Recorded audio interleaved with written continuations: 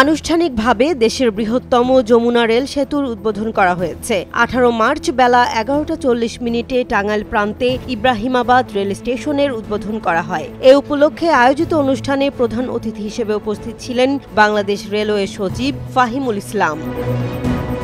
2020 সালের 3 মার্চ যমুনা বহুমুখী সেতুর 300 মিটার উজানে আলাদা রেলওয়ে সেতু নির্মাণের উদ্যোগ নেওয়া হয় এবং ওই বছরের 29 নভেম্বর রেল সেতুটি নির্মাণ কাজের ভিত্তিপ্রস্তর স্থাপন করা হয়। এ রেল সেতুর প্রথম পিলার নির্মাণে 2021 সালের মার্চে পাইলিংয়ের কাজ শুরু হয়।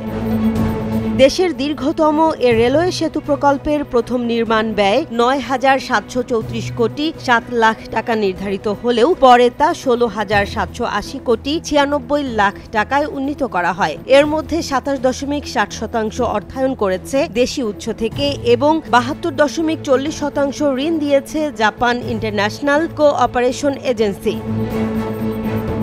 দেশের সর্ববৃহৎ এ রেলওয়ে সেতুর নির্মাণ কাজ বাস্তবায়ন করেছে জাপানি কোম্পানি ওটিজি ও আইএইচআই জয়েন্ট ভেঞ্চার। জাপানি 5টি ঠিকাদারি প্রতিষ্ঠান বিশাল এ প্রকল্পটি বাস্তবায়ন করে। Japan, Vietnam, Nepal, Australia, Philippine ও বাংলাদেশের 7,000-এরও বেশি কর্মীর 4 বছরের পরিশ্রমে সেতুটির নির্মাণ কাজ শেষ হয়। সেতুটিতে 50টি পিলার, প্রতি 2 পিলারের মাঝে একটি করে মোট 49টি স্প্যান রয়েছে। মূল সেতুর দৈর্ঘ্য 4.8 কিলোমিটার হলেও দুদিকে 7.667 কিলোমিটার রেলওয়ে অ্যাপ্রোচ, এমব্যাঙ্কমেন্ট এবং লুপ সাইডিং সহ মোট 30.73 কিলোমিটার রেল লাইন স্থাপন করা হয়েছে।